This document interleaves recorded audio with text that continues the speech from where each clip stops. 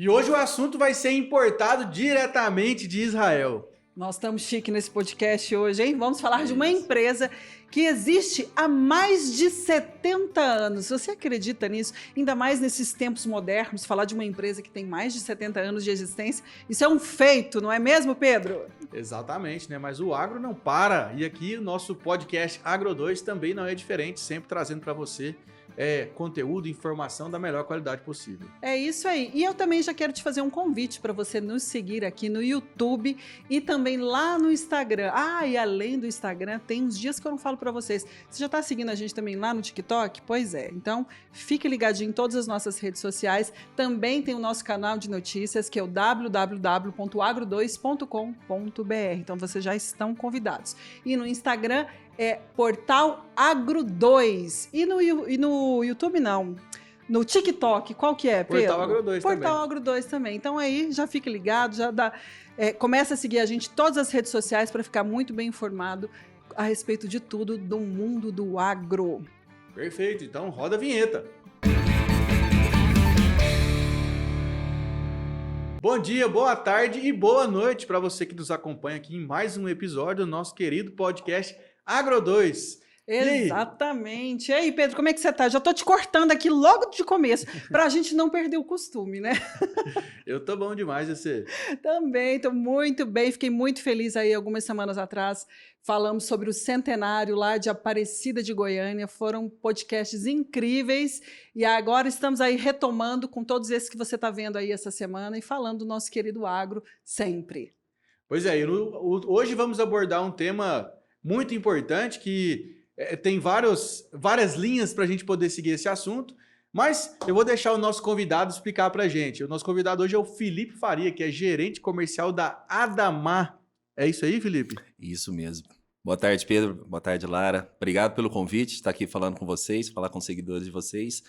E obrigado por poder trazer esse tema, conversar um pouquinho sobre proteção de cultivo, falar um pouquinho sobre a Adamar, falar um pouquinho sobre mim. Então, obrigado pela oportunidade. Que bom, obrigado por você ter aceito o nosso convite. E vamos falar sobre essa proteção das cultivares, né? Algo que está tão assim em voga, porque falou-se muito há umas semanas atrás que todos os defensivos agrícolas já haviam sido comprados, que agora nós teremos novamente uma nova alta, porque teremos novos valores que vão ser aí operados no mercado, que esses defensivos, parece que o valor deles, o céu é o limite. É mais ou menos isso.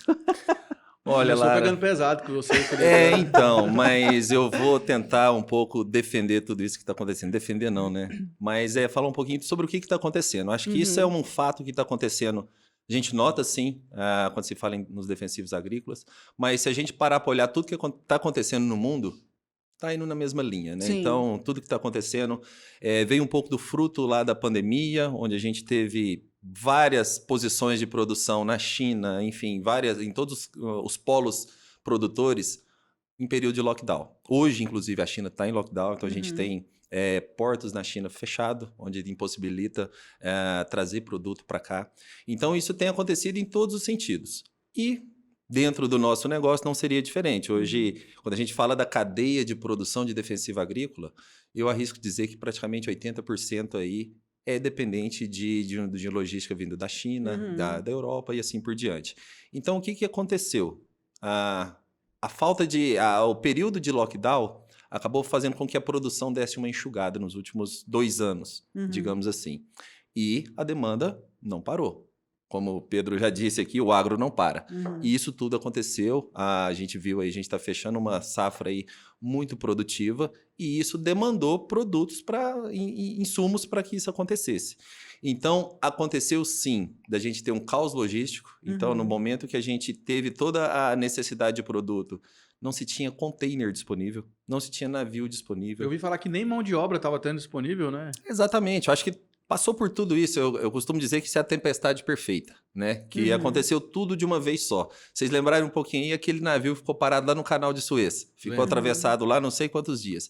Isso impactou diretamente toda a logística vinda da Ásia para a América. Então, mas não é porque aquele navio especificamente ficou lá travado que deu problema, né? Porque como lá só passa um navio por vez, Aí empelotou todo mundo ali, né? Exatamente. Deu Então, uma atrasada quando ali. não passa por ali, vai passar pelo Cabo da Boa Esperança. Aí é uma Então, viagem mais longa. exatamente. E uma coisa que eu aprendi com isso, eu não sabia, Pedro, que existe rotas, né? Eu pensava que você coloca o navio no oceano e vem para o Brasil. Não, você concorre por rotas. Uhum. Então, em determinado momento, não existia rota disponível para o navio que estava carregado lá na China se deslocar para o Brasil. Tinha que ter a rota disponível. Então, tudo isso acabou o quê? A boa e velha oferta e demanda, né? Uhum. Então, a oferta diminuiu muito, a demanda Aumentou, acontecendo, não para. não para, então isso acabou impactando tudo. Só que, de novo, isso aconteceu, eu acho que se você for hoje para comprar um carro, Qualquer coisa. A mesma você vai coisa. ver, é tudo, De maneira geral. tudo se fala, dobrou o preço. Uhum. Então, assim, isso realmente impactou muito a gente, e isso está impactando muito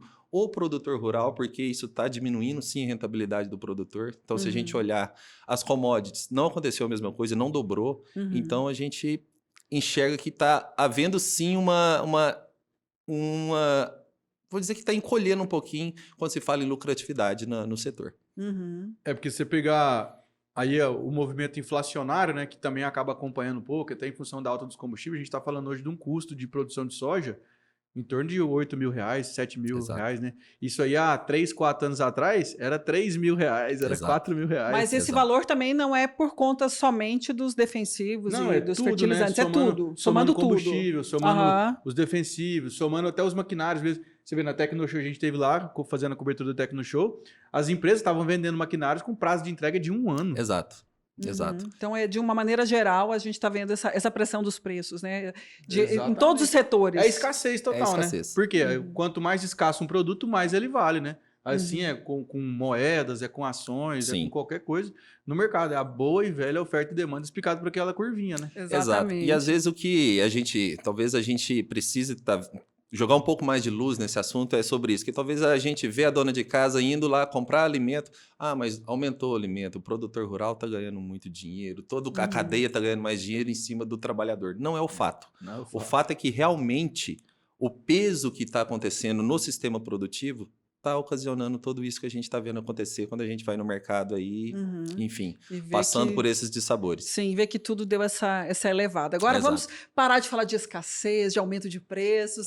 Vamos falar um pouco mais da empresa que você trabalha, que de fato realmente é um feito. Uma empresa que tem aí 70 anos, mais de 70 anos. Mais de 70 Ela anos. é de 1947, né? Isso, Que isso. começou. Então, tem muito a se falar sobre essa história. E eu queria que você contasse um pouquinho dessa história no Brasil, como que começou. Olha, a história da Adamar no Brasil começou, então, como você mesmo disse, há bastante tempo atrás. E lá atrás existiam duas empresas brasileiras aqui. Uma é a Herbitécnica e outra era a Defensa. Todas sediadas lá no sul do país. Alguns anos depois, essas duas empresas resolveram se juntar em uma única empresa. Essa empresa deu origem a uma outra empresa brasileira, a Milênia, que trabalhou por muitos anos no mercado, nesse mesmo segmento de proteção de cultivos. E, em um dado momento, enxergando tudo isso que vinha acontecendo, os proprietários resolveram, então, abrir o capital da Milênia. Então, foi aberto o capital da Milênia, onde 60% das ações foram compradas pelo grupo Mactechin, um grupo israelense. Acho que Israel, abrindo um parênteses um pouquinho para falar sobre Israel, eu tive a oportunidade de conhecer, é um dos países mais eficientes que eu já tive a honra de conhecer. É um país muito pequenininho, mas onde você vê tudo funcionando muito bem, principalmente a agricultura. É o povo judeu, né? Campeão, né? Exatamente, Diferenciado. exatamente. Então, eu vi que em Israel, a gente tive a oportunidade de conhecer várias startups ligadas ao agronegócio, e onde você vê muito a busca pela excelência, a busca pela eficiência. E não é à toa, é um país pequeno, então eles precisam extrair o máximo daquele país de maneira responsável. E quando o grupo Mactechin enxergou essa oportunidade de estar no Brasil, ele veio e comprou a Milênia. Comprou 60% dos direitos da Milênia, trabalhou por alguns anos e, passado alguns anos, um grupo chinês também, que é a ChemChina, comprou parte do negócio da Milênia. Nesse momento se cria a Adamar. Nesse momento a Adamar se cria com capital chinês e com capital israelense. Hoje, qual que é a situação? Hoje a Adamar continua sendo uma empresa israelense, nosso headquarter é em Israel, em Tel Aviv, só que 100% do nosso capital hoje é chinês. Então a gente vê muito isso acontecendo na agricultura. A China cada vez mais presente em vários setores do agronegócio. E por quê, né? Quando a gente para pensar. A China é um país de N bilhões de habitantes, né? Não vou nem falar o número aqui que eu corro o risco de errar. Mas quando a gente tem um país tão grande assim, o que esse país precisa? Alimento, né? Muito, Sim. e muito. Eu costumo dizer que o império ele só cai por 2 motivos. Ou por fome ou por arrogância do imperador. E a China é um império. E a China tem que se cuidar para ela ter alimento para o povo dela.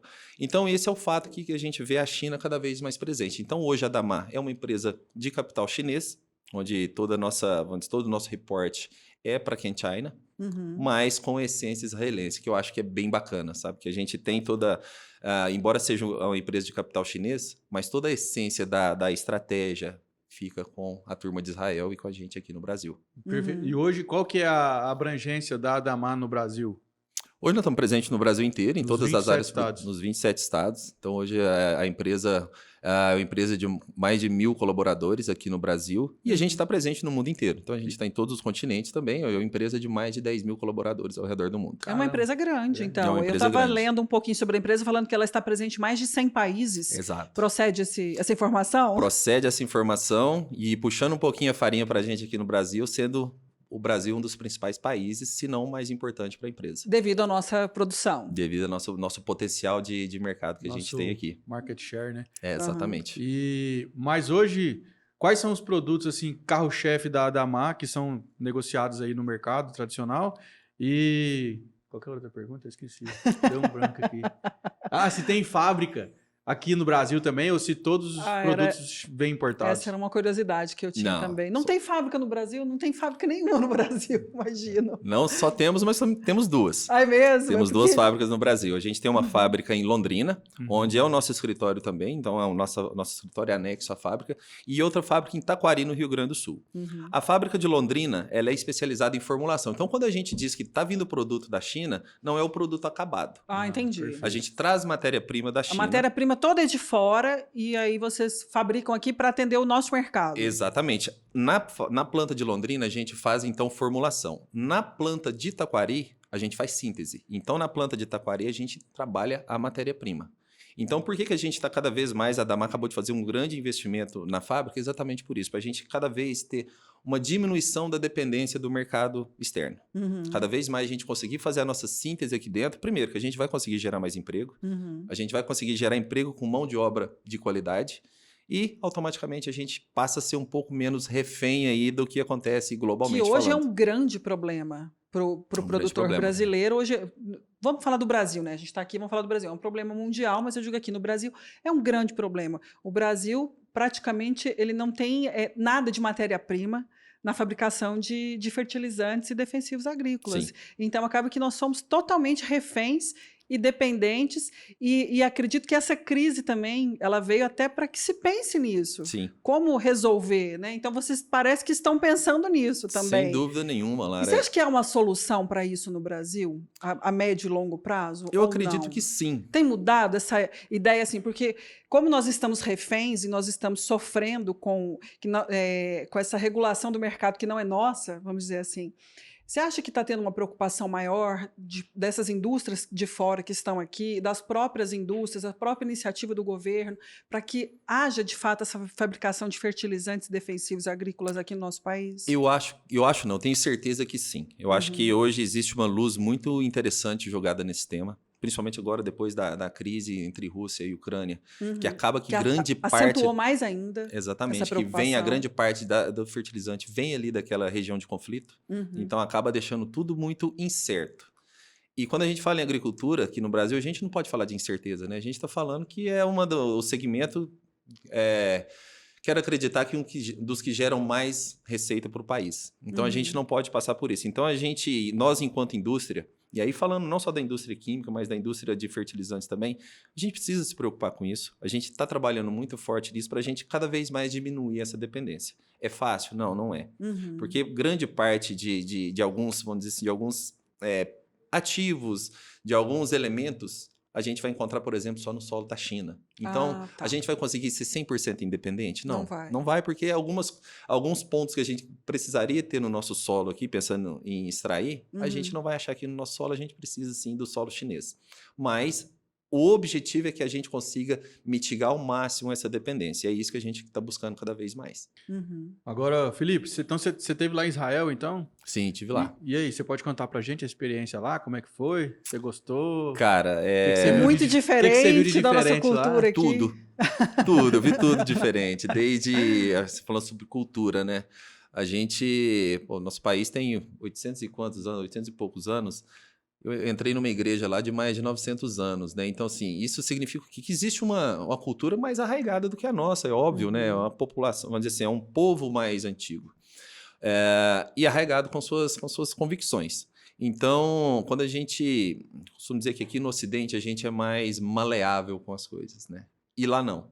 Lá a gente enxerga que eles são tão eficientes, talvez por isso também. Lá não tem o jeitinho israelense, Não tem, lá não não existe tem. isso. O jeitinho israelense ele é muito bem definido. Ou ele é ou muito não é, bem sim ou planejado. não, branco ou preto. Exatamente. Que aqui no Brasil eu falo assim, tudo depende. Não.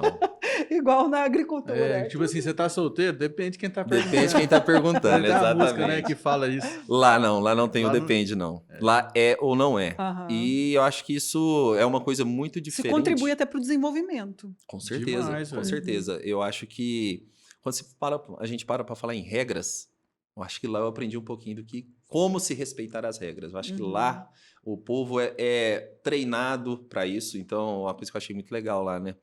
Eu fiquei num hotel do lado de uma academia de formação de oficiais do Exército. E lá, aqui no Brasil, nós homens com 18 anos, a gente vai alistar no Exército. Lá todo mundo se alista no Exército. As mulheres e tudo. Então, eu estava lá do lado, um ponto de ônibus, para quem sai da academia. Cada jovem ali sai com seu fuzil no pescoço, pega o ônibus e vai embora para casa, andando dentro do shopping com um fuzil, enfim. É um país onde você... cara, você foi lá perto da faixa de Gaza. Eu nunca me senti tão seguro num lugar como eu senti em Israel. É um país que inspira isso, segurança a todo momento. E é bem legal, acho que é um ponto que a gente tem que aprender bastante com eles. Aí você vê, até frente à pandemia, né? Eles deram um show lá, né, cara? Já no show. Conseguiram isolar bem. Agora eu lembrei de uma história, você falando aí da questão dos israelenses. Uma história que eu vi, não sei se foi no podcast também, essa história que a gente vê na internet, que um brasileiro e um israelense estavam fazendo uma negociação lá, muito grande, lá, milionária, com uma outra pessoa de outro país, mas só que era Israel e o outro sócio dele era israelense. Então era um brasileiro e israelense. E aí acabou lá, fizeram a negociação, assinaram o contrato, deu tudo certo. Aí o brasileiro chegou no israelense e falou assim, nossa, agora é hora de comemorar, né? Você não sabe aí onde que tem uma casa de entretenimento Entendi. adulta aí, né? Pra gente poder divertir, aproveitar que a gente tá fora de casa e não sei o quê, aquela história, né? E o cara, todos os dois casados. Aí o israelense olhou para ele e falou, não, pera um pouquinho.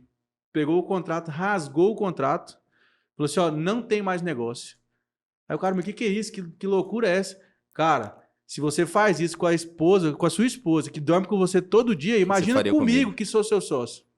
Que é isso? Faz parte de cultura, né? Que a gente está falando aqui. Olha só a cultura. E errado ele não tá, né? Errado ele não tá, exatamente. É como você bem disse, né? O certo e errado, o preto ou branco, não tem esse jeitinho. Exatamente. Mas antes de Israel, antes de você começar na empresa que você está hoje, eu queria que você contasse um pouco da sua história. Como é que você chegou na agronomia? A gente já viu muitos relatos de pessoas que participaram aqui da nossa bancada, geralmente tiveram influência dos avós, dos pais, alguém que já estava no meio da agricultura. Como é que foi a sua história? Foi assim também? Começou quando eu nasci. Começou há 38 anos atrás. Eu sou de uma família do interior de Minas Gerais, do Triângulo Mineiro. Então, meu pai trabalha com fazenda, enfim, toda a minha família vem de uma criação rural, né? E comigo não foi diferente. Então, morei na fazenda até meus 6 anos de idade, só morando na fazenda. Enfim, comecei a estudar então com 6 anos de idade, que aí meu pai comprou uma casa na cidade para a gente começar a estudar. Então, assim, minha vida toda foi essa, de passar final de semana na fazenda, de passar 30 dias de férias na fazenda, e assim foi. Então, quando eu cheguei nos meus 17 anos, que eu tive que tomar a decisão, né, do que eu vou fazer... Já estava certo. Só foi lá marcar lá, agronomia.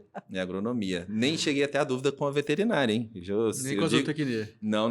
Eu sou um agrônomo convicto. Não, eu sou um agrônomo bem convicto e comecei, então, com 17 anos, eu fiz o vestibular da Universidade Federal de Uberlândia. Eu comecei a faculdade em 2002. Uhum. Comecei minha faculdade, me formei em Uberlândia em 2007 e daí para frente ganhei o mundo. Já morei em alguns cantos Então, mas da minha vida aí já. Mas você é de Minas, mas você não é de Uberlândia, é isso? Não, eu sou de Tupaciguara. Você é de Tupaciguara. Já ouviu falar de Tupaciguara? Demais, na Cara, beirada de Tumbiara ali, ó. Vou pagar uma cerveja pra você depois. Alguém fala que conhece minha cidade, caramba? Conheço demais lá na Bueno Brandão ali. Cara, você conhece bastante, o hein? bar do Zé Viola, você não conhece, não?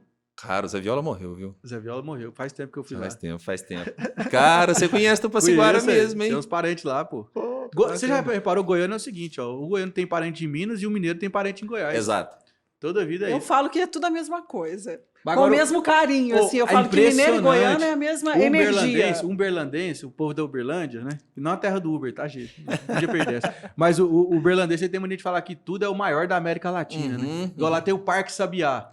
Parque Sabiá, o maior parque da América Latina. Agora os uberlandenses vão cair matando em cima de mim aqui agora. Não, gente, isso é mania de brasileiro. Isso é coisa de brasileiro. Eu lembro que eu tive uma época que eu morei fora do país, né? Aqui na América do Sul, e o pessoal falava assim: você é de onde? Eu falei assim: eu sou brasileira. E o pessoal falava assim: você é do maior país do mundo, né? Eu falei, Quase. tipo assim. Aí eu falei assim: não, porque lá tem a melhor cidade do mundo, a maior, tudo é o maior do mundo. Vocês são, tudo de vocês é maior. Tudo é maior. Então isso não é só do pessoal lá de Uberlândia, é do Mas brasileiro. eu vou dizer uma coisa. De Goiânia até Uberaba, nós somos um só, gente. Eu também acho. Todo Eu mundo, tô nós com somos você. o meio goiano e mineiro. A gente não pode falar que é goiano e pode falar que é mineiro. A gente Passou é um a povo ponte só. do Paranaíba Qual ali. que você acha que é a Exato. diferença do goiano e do mineiro? Tem diferença? Se é que tem. Tem. Qual que você acha O que goiano é é? mais receptivo. É mais receptivo. Eu É, acho o goiano mais concordo. receptivo. Eu acho que É também. Eu acho o mesmo? goiano muito receptivo. Eu morei em 3 cidades em Goiás já. E morei em 2 cidades em Minas, a não ser a minha cidade natal. Aham. Eu costumo dizer que eu conheci meus vizinhos de porta de todas as cidades de Goiás. De Minas, não. De Minas, é. Isso Então, isso é real eu mesmo. vejo o goiano mais receptivo. Não, mas isso aí é uma diferença do goiano para o. Pro mundo. Pro Não, mundo, o é. goiano, você fica amigo dele hoje, de tarde você tá na casa dele tomando cerveja e É comendo isso carne. mesmo. É, exatamente, Essa é uma exato. característica mesmo É uma do característica. povo de Goiás. Beijo, povo de Goiás, ó. Ô, Felipe, agora me conta um negócio. Aí você se formou, né, na UFO lá.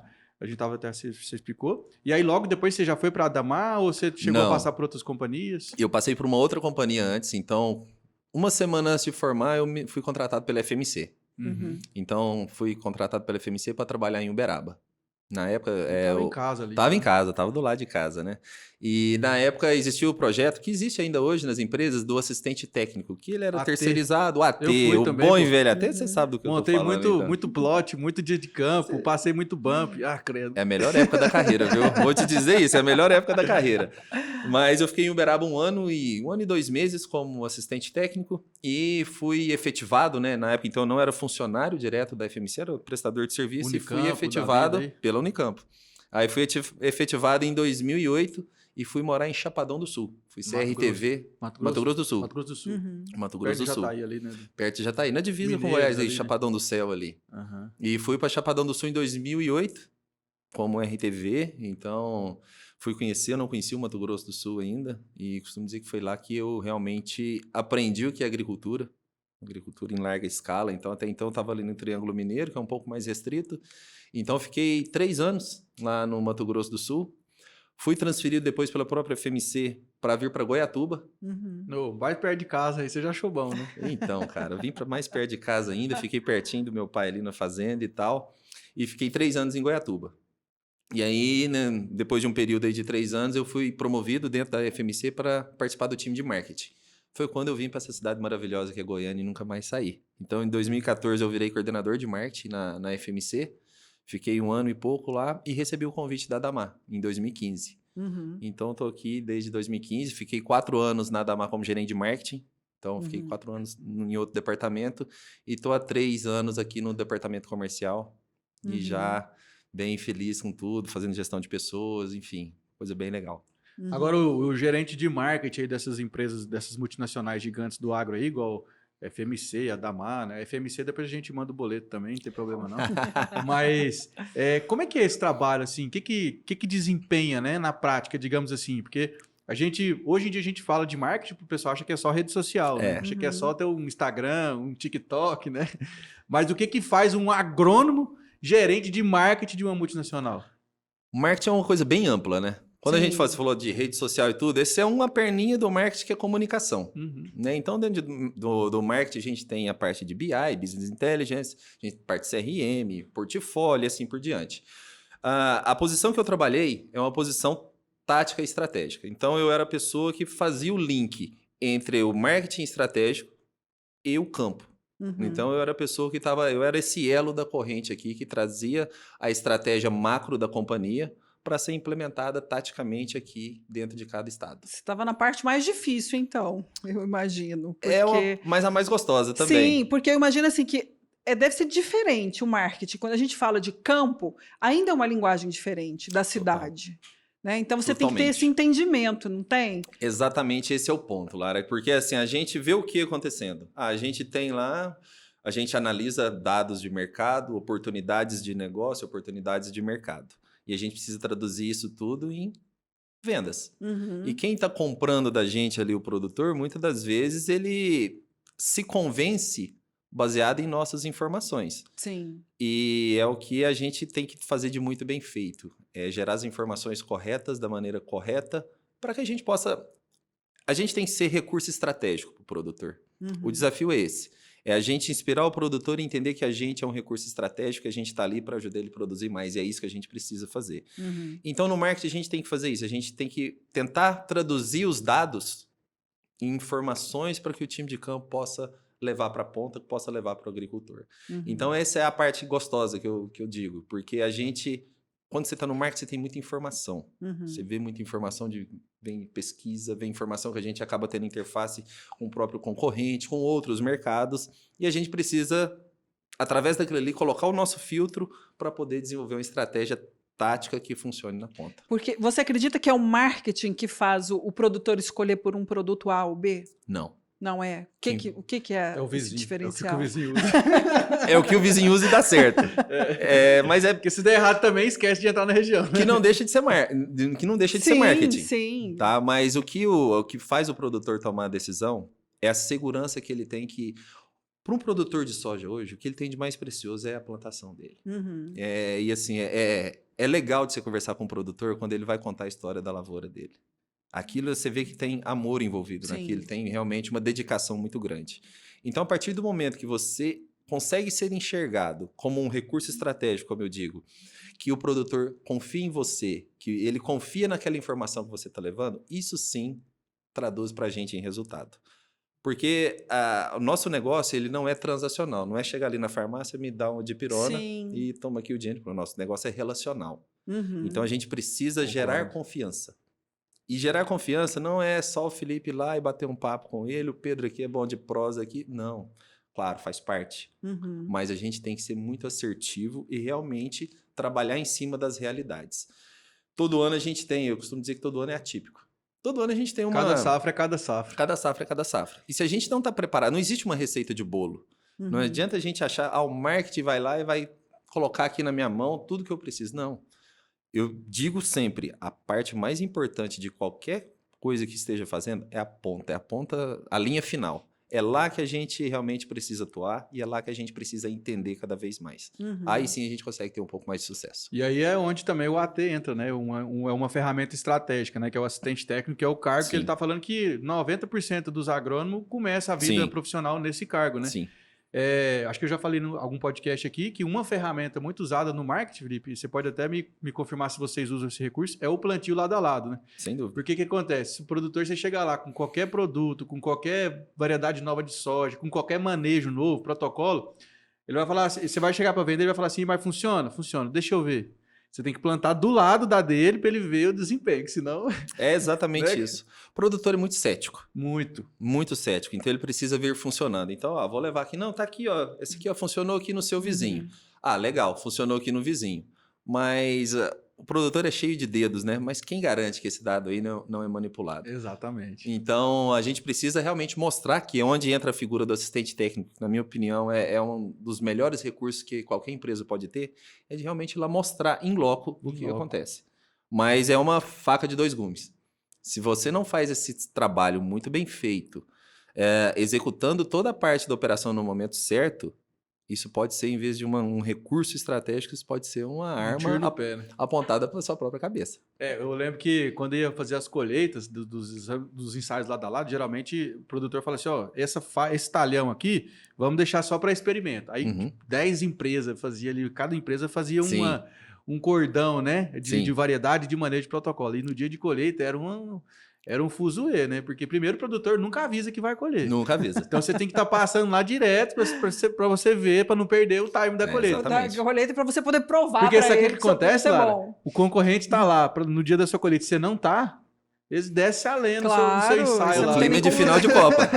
É um clima de final de Copa e catimba acontece, muita catimba. Isso acontece, isso Então, acontece. além do produto, o marketing tem que ser muito assertivo. Tem que ser muito assertivo. E não é simplesmente como a gente vê na cidade, né? Simplesmente um anúncio, Não. ou simplesmente uma propaganda bonita, aquela que a gente fala de margarina, né? Tem que ter lá o AT em cima para mostrar, para provar, e tem que ter essa boa relação também com o produtor É muito rural. importante, porque a gente está falando do investimento alto, como o Pedro Demais. colocou aqui, Sim, né? sim. Então, não é simplesmente um outdoor na entrada de Goiânia que ajuda, claro que ajuda, é comunicação, né? Sim. Mas não é simplesmente isso que vai levar Não vai a gente. definir. Talvez não isso define. vai ajudar a levar a gente até lá, mas o que vai manter a gente lá não vai ser isso. A gente Uhum. precisa estar cada vez mais assertivo lá com as nossas estratégias. Uhum. Aí depois do AT, Lara, vem o RTV, né? O RTV. Que aí é o responsável técnico de vendas. Exato. Aí, assim, ele não tem aquele trabalho operacional que o AT tem de pôr a mão na massa, de ir lá Uhum. regular a plantadeira, de aplicar protocolo. Mas ele tem o peso, né, do que pode dar certo e que pode dar errado na lavoura do produtor. E quando dá errado, Aquela história, Pedro. Hoje acontece, né? Hoje, muitas das vezes, o sobrenome da pessoa acaba sendo a empresa, né? É Então, verdade. é o Pedro da Adamar. É o Uhum. Felipe da Adamar, né? Então, exatamente. você acaba carregando isso com você. E a Uhum. gente, dentro da minha equipe, eu tenho 8 pessoas, 4 em Minas Gerais e 4 aqui em Goiás. Essas pessoas são a identidade da Adamar em cada região. Uhum. E para que a identidade seja positiva, a gente busca isso cada vez mais, que a gente esteja com os melhores profissionais. Uhum. Eu acho que isso é muito importante para a gente. Esse é um desafio que toda empresa tem, de ter bons profissionais. Eu acho que se eu puder dar qualquer conselho para algum jovem estudante, eu aconselho sim fazer agronomia. É uma carreira que dá N oportunidades para a gente, não só na área de vendas, enfim, mas N oportunidades. É uma profissão bem eclética, Uhum. mas a Que gente... remunera bem também, né? Diga-se de passagem. Dizem que sim. Estou esperando chegar meu momento. Mas é sim, e te dá a oportunidade de conhecer muita coisa. Demais. Então, Muda muito, né? Você tem várias experiências com várias culturas diferentes. Eu Sim, mesmo morei já sim. acho que umas 4 ou 5 cidades. Uhum. então Mas eu vejo que hoje o meio também ele está mais exigente. Porque Muito. hoje me parece assim que não basta você ter apenas um curso de graduação. Você tem que ter várias outras habilidades para você ser um profissional bem-sucedido no agro. E habilidades que a faculdade não ensina. Sim, Que a comunicação é uma delas. Posicionamento. Eu vejo assim, nós já trouxemos diversas pessoas aqui na nossa bancada para entrevistar e eu fico impressionado com o nível de qualificação, que está cada vez maior. Mas quando eu falo nível de qualificação, não é simplesmente quantos MBAs ou quantos doutorados, não é isso. não é. Mas eu digo, são de habilidades realmente que são inerentes do ser humano, que você tem que estar desenvolvendo para trabalhar no agro. Então eu vejo assim, cada entrevista que nós trazemos aqui, eu vejo que as habilidades estão cada vez sendo mais exigidas para você poder estar trabalhando no agro. Então, o agro ele está cada vez mais especializado. Está cada vez mais especializado. Eu acho que o nosso cliente está cada vez mais exigente também, porque ele acaba que ele está se profissionalizando Muito também. acesso também, né? Informação, né? Hoje, Muita. você dá uma googada aqui, você acha o que você quiser. Então, assim, você tem que estar cada vez mais preparado para atender o cliente, porque ele está preparado para te atender, entre aspas, né? Então... Ele está preparado para comprar de você. Assim, né? Eu falo, essa relação ele está preparado. Ele está preparado para não comprar. Né? Na verdade, ele está preparado para não comprar e ele está esperando que você convença ele do contrário. Aham. E convencer ele do contrário passa por isso. Pedro falou, a gente não aprende isso na faculdade. Uhum. Quando a gente tem o tripé, né, do chá, é conhecimento, habilidade e atitude. Uhum. Anotei essa aí. É o chá, Conhecimento, habilidade e atitude. habilidade e atitude. O conhecimento é aquele que você vai acumulando. Sim. Você vai acumulando com a vivência, e não é só no MBA, não é só na graduação. Uhum. A habilidade é aquilo que você treina. Quanto mais você faz, o Cristiano Ronaldo acerta falta porque ele bate 1000 faltas por dia lá treinando. Então, Sim. habilidade você treina. Atitude, ou você tem ou você não tem. É. Esse é o ponto. E Mas eu é acho... treinável também. É Dependendo. treinável, mas É. ninguém é 100% no ambiente, vira um ambiente forçado quando você treina atitude, Sim, né? sim. Isso gera demanda de energia. Então, eu vejo que quando você tem uma atitude positiva frente a qualquer coisa, cara, você tem atitude positiva, você vai treinar as habilidades, talvez que você não tenha ou que não é tão bem Uhum. treinada. O que é ruim, né? Que você não quer. Exatamente. O E que você vai dói, buscar né? conhecimento. Eu tenho atitude, eu vou buscar conhecimento. Perfeito. Mas a gente vê N profissionais com conhecimento, o cara é bom nisso. Só que aquela atitude meia boca. Uhum. E é isso que hoje eu, enquanto gestor, eu procuro. Eu não estou procurando o melhor profissional. Uhum. Eu estou procurando o que tem mais atitude, o que tem mais vontade de aprender com a gente. E acho que esse é o principal desafio que a gente tem, de Uhum. achar essas pessoas com atitude.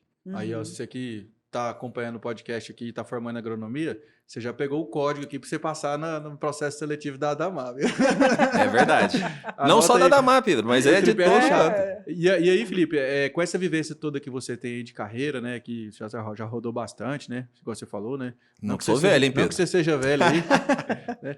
Mas você acha que o sucesso das multinacionais, de maneira geral, né? Não só da Adamar, mas como todo o mercado, a gente sabe que são profissionais de ponta. Você acha que por selecionar os profissionais mais criteriosamente, por ter mais essas exigências multidisciplinares, você acha que por isso que elas despontam no mercado? Sem dúvida. Sem dúvida. Eu acho que no nosso mercado não tem espaço para café morno. Não tem. Nosso É por mercado isso, não tem esse será que não espaço. tem, as empresas nacionais, elas não se destacam? Assim, você acha que existe até um certo desestímulo no sentido assim, não vou nem tentar, porque as multinacionais elas já dominam mesmo? Não, acho que não. A gente já está vendo cada vez mais empresas nacionais também se despontando. Uhum. Tá? Eu acho que acho que está acontecendo sim. O que eu acho é que hoje o mercado é o que eu disse, existem muitas oportunidades. Uhum. Só cada vez mais existem também as ofertas de profissionais. Lá atrás, quando eu me formei em 2007, a Universidade Federal de Uberlândia era a única universidade de agronomia de Uberlândia. Uhum. Não tinha outra. Então eram 40 engenheiros agrônomos formados por ano. 20 no meio do ano, 20 no final do ano.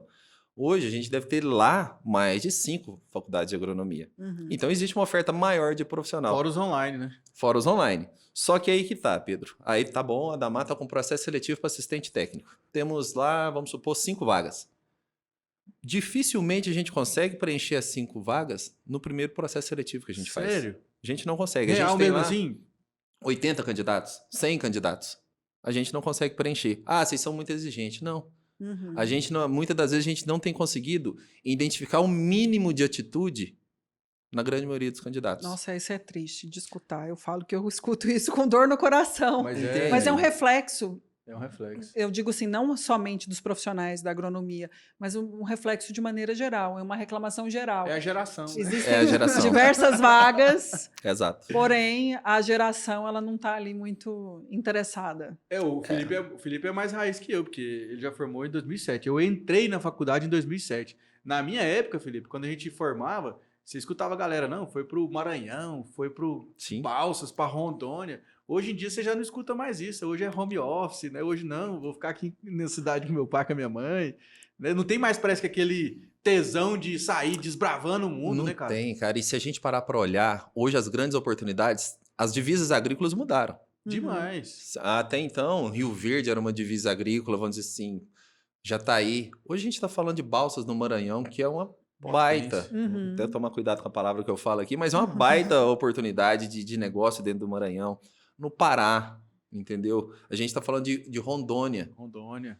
Eu tive, durante minhas férias, fui pescar em Roraima. Olha aí que massa. Desci em Boa Vista, falei, só vou ver a Amazônia aqui, né? Uhum. Muita área produtiva já. Então, as oportunidades estão nesses lugares. E aí, o que muitas das vezes a gente detecta no processo seletivo? Falta da ambição. Uhum. A ambição daquela, cara, eu quero construir meu legado. Sim. Hoje eu sinto falta disso, de ver as pessoas com vontade de construir um legado diferente. Cheguei até aqui por mim mesmo. Então, acho que isso é um gap que eu acho que não vale só para nós do agro. Acho que Sim. isso É geral. é da geração. É da verdade. geração. Mas eu sou entusiasta do ser humano. Eu acho sim que o ser humano tem a oportunidade de se treinar, que eu falei aqui. Eu acho que tem que ter vontade. E eu acho que é dessas pessoas que a gente está atrás. Perfeito. Que coisa boa. Felipe, falando de mercado aí de defensivos agrícolas, o que é hoje o market share da Adamar aí? Qual, assim, é o posicionamento mais forte da Adamar?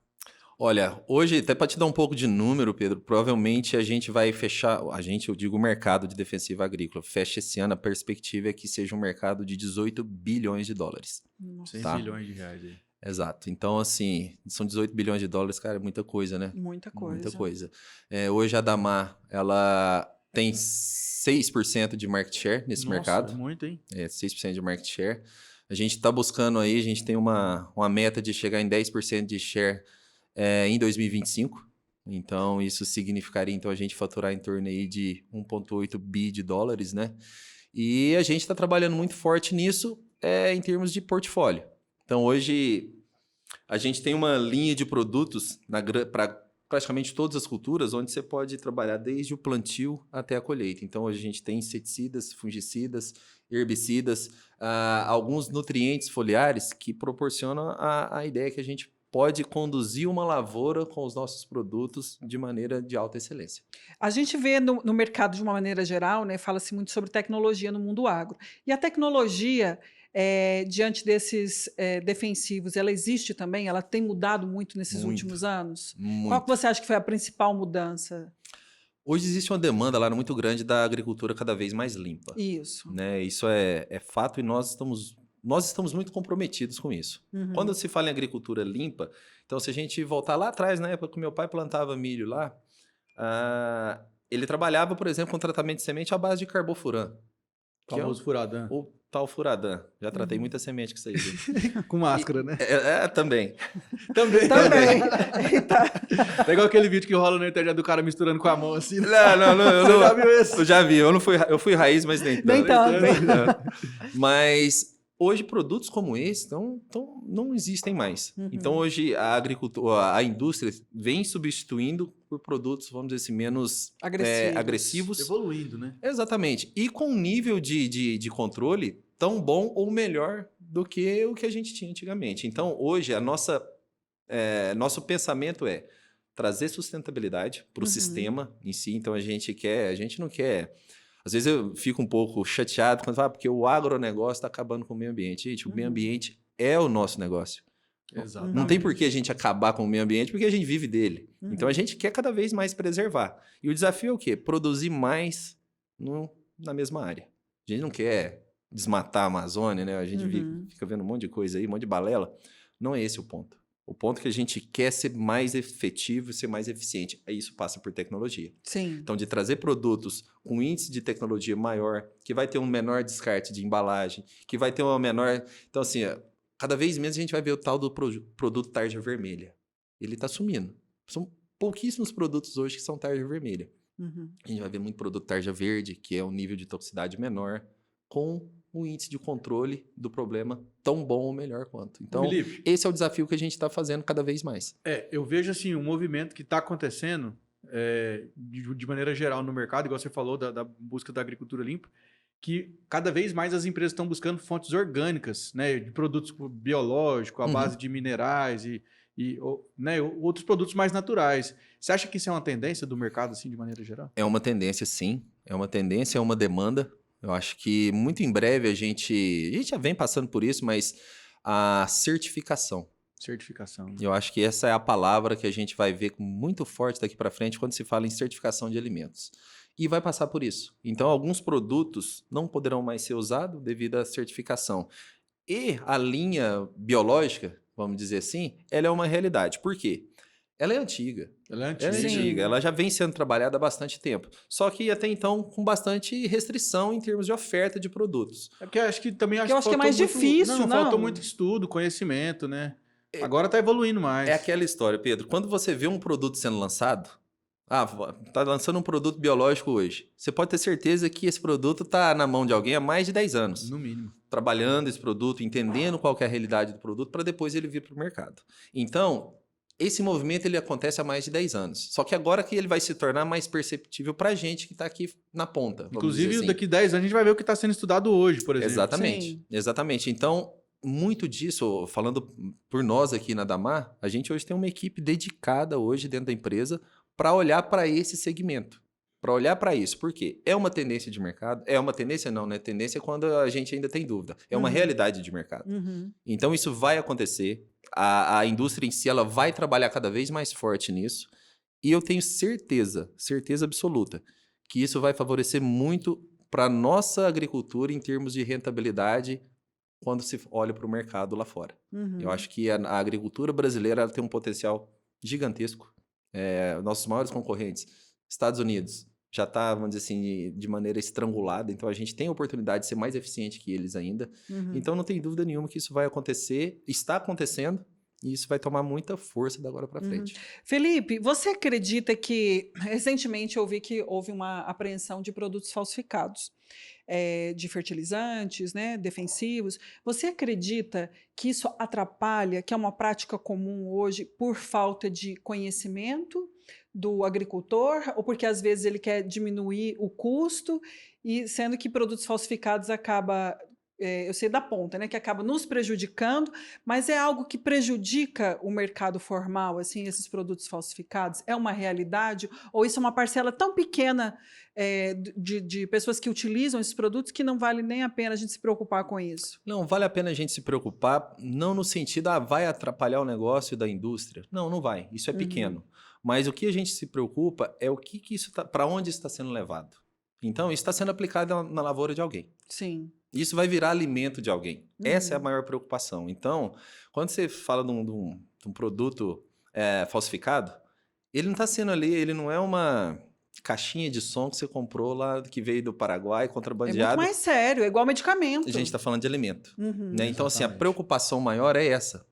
Para onde está indo e qual que é a consequência disso? Então, quando a gente pega um produto registrado, de fato, ele tem lá o período de carência, após a aplicação, tantos dias para colheita, para ser um produto seguro. A partir do momento que esses produtos são usados, muitas das vezes eles não vão funcionar. Eles não vão funcionar. Porque quando o produtor assume, compra um negócio desse, ele está assumindo toda a bucha, né? Porque é o seguinte, se não der certo, você vai reclamar para quem? Exatamente. Pro produtor não vai dar certo, ele não tem para quem reclamar. Exatamente. Mas lá na cabeça, e aí isso é do ser humano, né? O ser humano, ele tende a querer tirar vantagem de algumas situações. Sim. Vou comprar barato ali e tal, e muitas das vezes até não é nem o lado financeiro, até para contar, né, pro vizinho, comprei mais barato que você. Acontece, é do ser humano. Mas muitas das vezes, esse tiro, grande maioria das vezes, sai pela culatra. Não dá certo. O produto pode ser que não funcione. Algum componente que está ali pode estar gerando resíduo, então você vai colocar ali, e hoje em dia, graças a Deus, os armazéns recebedores estão cada vez mais exigentes em termos de resíduo no grão, então consegue-se detectar isso. Era isso que eu ia te perguntar, se tem algum órgão que regulamenta isso para olhar e fala assim, olha, porque assim, é como numa empresa, né? A empresa, eu sei, ela tem ali a nota fiscal, ela tem ali o banco de horas trabalhado, e dentro do campo existe esse controle? Por exemplo, eu sou armazém, eu vou comprar essa semente, eu quero saber o que você usou na sua lavoura. Sim, existe isso? Existe esse controle, ele é muito importante, só que o controle começa até antes, Lara. Começa lá atrás com a Anvisa. Por isso que é o ponto importante da compra do produto certificado. Para a Anvisa, assim como qualquer remédio, é a Anvisa que toma a decisão se o produto vai ou não para o mercado. Então, esse produto que, por mais que o nosso produto ele foi aprovado, vou dar um exemplo de um produto X que foi aprovado. Ok, ele pode ser aplicado, mas ele tem um período de carência da colheita de 15 dias. O produtor foi lá e colheu com 5 depois da aplicação. Muito provavelmente o armazém lá vai detectar esse residual no grão. Então, hoje existe essa tecnologia sim, e isso tem ajudado bastante em termos cultural. Eu acho que essa realidade que ela está cada vez mais fraca, mas o produtor hoje ele é mais preocupado com isso também. Até então, nem tanto, mas cada vez mais o produtor está se preocupando em fazer da maneira correta, que eu acho que é o caminho que a gente tem que olhar. Porque a exigência ela vem aumentando, né? Vai aumentando de toda a cadeia. Ela vem aumentando, então não pode ser feito de qualquer jeito. E como você colocou, tecnologia, né? A tecnologia está cada vez mais forte. Então, a tecnologia para detectar esse tipo de problema, cada vez mais a gente vai ter ela presente em todos os armazéns. Felipe, agora, frente à proteção de cultivos, que é a sua área que você está mais atuante, eu imagino que deve ser um desafio muito grande, né? Porque você tem que tirar o estigma, né? A barreira do agro é mal, aqui eu vou jogar veneno. né? Não deve ser... já pegou uma bucha por aí? Como é que é? Cara, já. Mas geralmente no nosso meio, não. Sim, né? eu Então, digo fora. Nosso Não, meio é no meio técnico, não. né? Exatamente. A galera sabe o que tá falando. Mas você já foi Mas- hostilizado, assim, no sentido assim, você trabalha com veneno, eu trabalho com Olha, agrotóxico. aconteceu há umas 2, 3 semanas atrás, 4, enfim, um mês atrás, estava em Formosa, estava lá almoçando no restaurante na beira da rodovia ali com o cara que trabalha comigo, com o meu RTV. E aí tinha um senhor lá que foi ao banheiro e falou assim, não sei o que aconteceu, eu sei que ele estava reclamando de alguma coisa e falando, porque o agronegócio acaba com qualquer coisa. E caramba, o cara tá dentro de Formosa, uma das grandes regiões Polo. produtoras, falando um negócio desse. O embate nunca aconteceu comigo, até porque eu não costumo dar muito palco para esse tipo de discussão, porque você acaba não conseguindo ter uma discussão rica quando nem vem para deve. esse lado. Sim. Então, assim, eu não me vi numa situação dessa, porque eu costumo não dar ideia. Mas acontece, a gente vê muita coisa. Eu morei numa república na época de faculdade, nós morávamos em 7. Então, tem agrônomo, tem veterinário, tem médico, tem dentista. E um deles um dia falou, cara, mas como é que funciona a ambição da indústria? Será que ela não está acabando com a nossa saúde? Assim, de maneira polida, né? Ele falou exatamente o que você falou, Pedro, só que de maneira polida, né? E aí, sim, eu acho que aí cabe uma discussão até para a gente falar e onde eu trago todas as informações, né? Da mesma forma do remédio lá, ele como médico, ele ministra, da mesma Nossa. forma acontece o nosso. Nós estamos ministrando também um remédio, vamos dizer assim, para a planta, então, assim, de maneira consciente, de maneira responsável.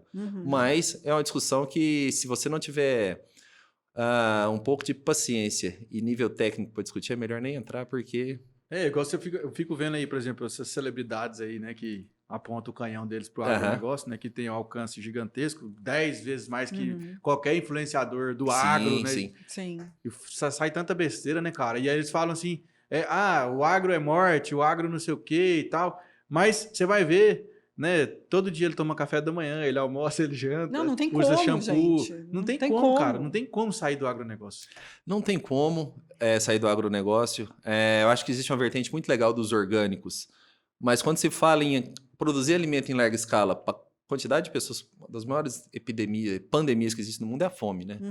E para a gente produzir alimento em larga escala, num país tropical como o nosso, é impossível. É impossível. Talvez a gente vê lá nos Estados Unidos, tem um período do ano que eles ficam debaixo do gelo. Então isso ajuda, assim, no controle de muita coisa. Nós não. Nós temos Aqui não tem 365 dias de sol e umidade. Então, Exatamente. vai acontecer. E é muito difícil a gente falar em produzir orgânico. Vou me alimentar só de orgânico? Talvez um ou outro até consiga. Mas falar em alimentar o mundo sem isso, não dá. Não dá. Não dá. Se você acredita que hoje, quando a gente fala de agro, sem esses defensivos, não tem como? Não tem. O que a gente precisa ter cada vez mais são defensivos com mais tecnologia que agridam menos o meio ambiente. É o que está acontecendo. É o que está acontecendo. Mas Exato. sem Impossível. isso aí não tem como. Impossível. Eu acho que aí vem a vertente dos biológicos, vem a vertente da tecnologia. Mas sem, vou plantar a sementinha lá, não tem como. Não tem jeito, né? Em larga escala, principalmente, então, isso é impossível Não tem como. pensar nisso. Agora, mudando Hoje um pouquinho... não, né? Mas talvez, quem sabe, futuramente. Sim. Quem mas, sabe? ó, vamos sair só um pouquinho do agro, tá? Deixa a dona de casa aqui falar um pouquinho. E as pragas urbanas? Vocês trabalham também com defensivos, assim, para essas pragas urbanas? Sim. E qual que é a pior delas que existe?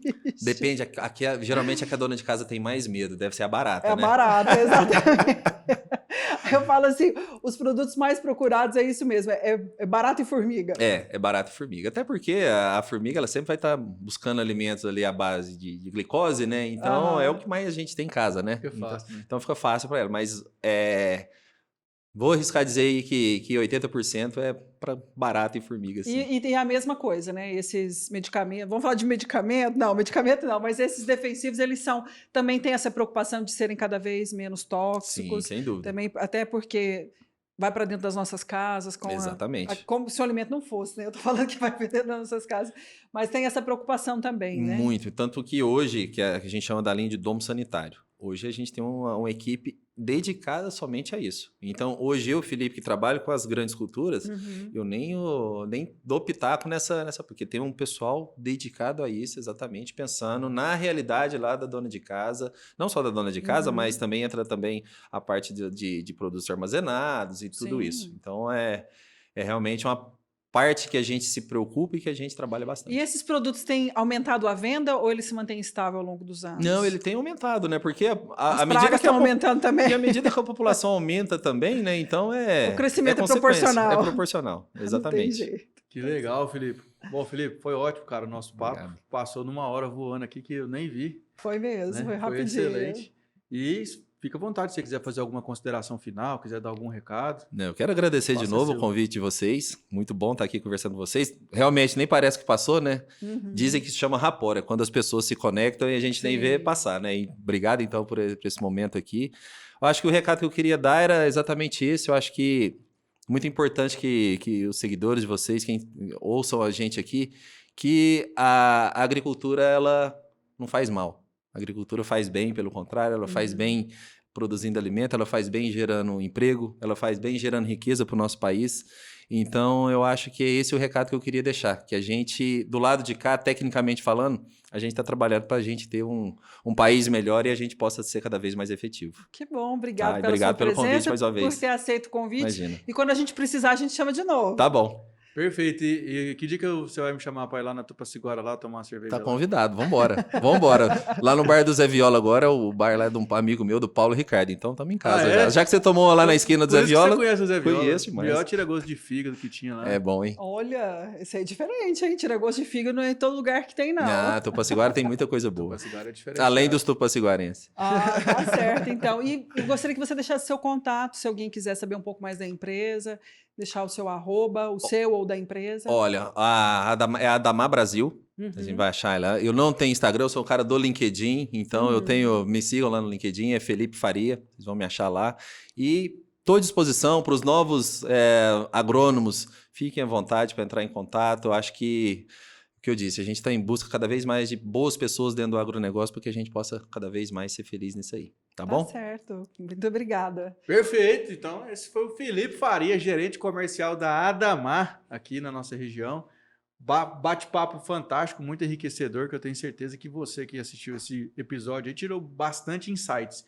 Então, se o episódio foi bom, você já inscreve no canal aí, né? Já deixa seu like, comenta, compartilha, manda no grupo da faculdade, do trabalho, compartilha com todo mundo, porque coisa boa tem que esparramar, né, Lara? É isso mesmo. E se você também tiver interesse em ver outros episódios, nós temos um canal de cortes. Então você pode dar uma olhadinha lá, 1 minutinho, 2 minutinhos. Aí se você se interessou, você pode assistir o episódio na íntegra. E olha que nós temos vários episódios e eu vou falar para vocês, viu? Todos eles super diferentes, com pegadas diferentes, então você tem que parar um dia e assistir todinho, escutar todinho, viu? Já fica aí o meu convite.